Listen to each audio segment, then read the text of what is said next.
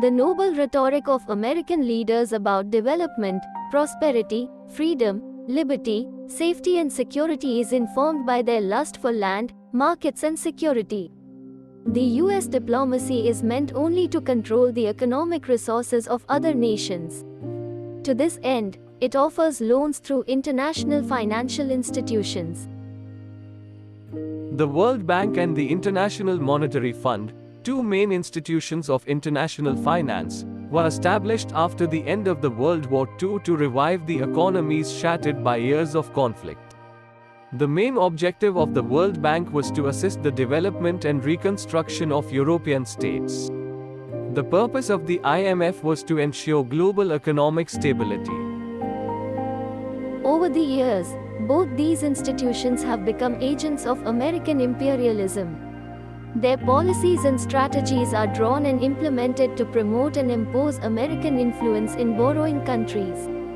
After decades of their successful operation, America has gained control over military and economic assets of most borrowing states. Governments of heavily indebted countries watch helplessly as international monetary funds goes about making their policies for them. It tells them when to devalue their currency and to what extent, which resources to sell, what to buy, what to own, how much to spend and what to spend it on. It tells them how trade. The American imperialism aims at expanding its political, cultural, social, economic and military control beyond its boundaries. Its tools include gunboat diplomacy, military conquest and economic penetration through multinationals.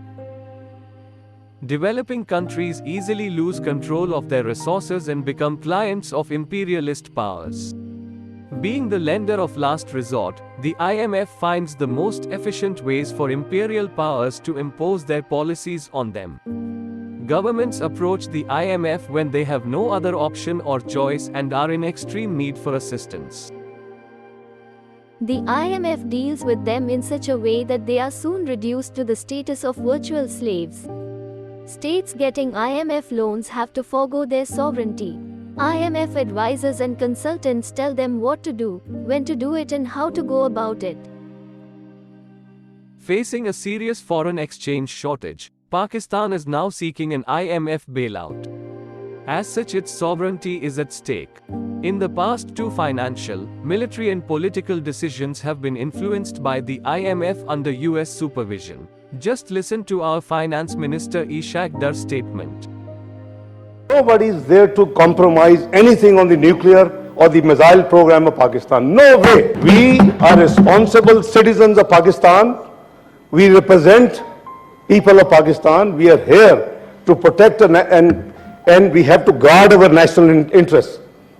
Nobody has any right to tell Pakistan that what range of missiles it can have and what nuclear weapons it has. We have to have our own deterrence. The moment this SLA... Days after apparently snubbing a demand to abandon Pakistan's long-range nuclear missiles program, Finance Minister Ishaq Dar on Monday clarified that my comment with regards to Pakistan's nuclear program was in response to a colleague senator's specific question and his comments regarding delay in the International Monetary Fund (IMF) agreement were quoted out of context.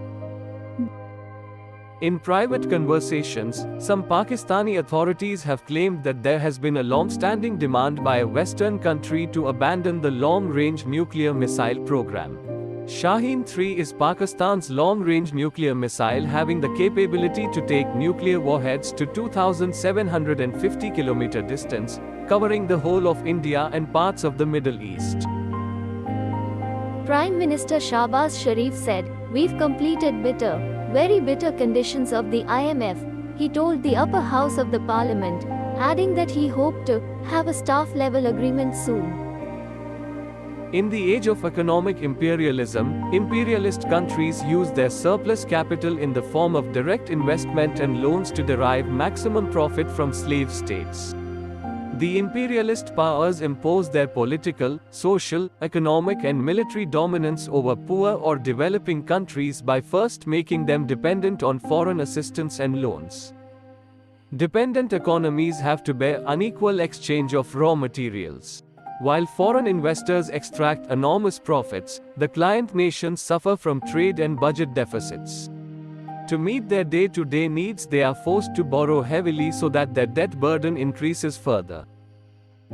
IMF uses such dependence to make the poor countries' policies subordinate to American imperialism. Debt servicing keeps the developing countries underdeveloped and makes them slaves to its lenders. In the age of economic imperialism, the imperialist states use their surplus capital in the form of direct investment and loans to gain maximum profits from slave states. Since the financial crunch of 2008, the world economic system has been affected by stagnation and depression. It has sometimes been called the Great Recession. The crisis has left America weak. The unipolar world is seeing a gradual transformation into a multipolar one. America is seeing China rivaling it in many areas, even though in some ways it is still a developing country. Its per capita income, $9,844, is way short of the $12,000 benchmark for developed states. The economic, political and cultural rivalry among imperialist states has intensified. According to the Institute of International Finance, the global debt is $247 trillion. It is 318% of the world GDP. This is the predictable outcome of the games played by the imperialists to make more and more countries dependent. Pakistan has the natural and human resources it needs to develop, thus finds itself forced to seek another loan from the IMF under tough conditions. The adjustments the government is willing to make to obtain the loan have made it highly unpopular. It is said that debt is the worst economy. In Pakistan's case, it is threatening to make Pakistan a slave to American imperialism. It is important to remember that American imperialism dominates the world economy and politics to control militaries and to expand its geopolitical influence. Pakistan has been a victim of this policy for many decades. NATO is the strongest military alliance in the world. Its forces are used to control governments when needed. The military-industrial complex of the US is the most vital part of its own economy. It makes huge profits by selling weapons and causing wars around the world. The US exploits and destroys the economy's dependent countries. It then offers them loans at a very high interest rates and tough conditions. The IMF works under the influence of the US. The IMF and the World Bank work together to prevent poor and underdeveloped countries from making policies that can result in actual development. They both protect the vested interests of the US. The client states are made to obtain loans and provide sovereign guarantees for them. Ultimately, their citizens have to suffer huge taxes and inflation. The IMF is a tool of imperialism. It imposes neoliberal policies on borrowing states. It is on account of its policies that there is so much poverty and inequality in the world. According to Oxfam International, the 1% richest people carry 82% of the world's wealth, while the poor half of the humanity has nothing. According to the latest report, 42 individuals have the same amount of wealth as the poor half of humanity. Pakistan is under the IMF influence. It has to make its decisions in accordance with the IMF dictation. There is no doubt that beggars can never be choosers. American imperialism is on the decline in political terms. In economic terms, however, it is still going strong.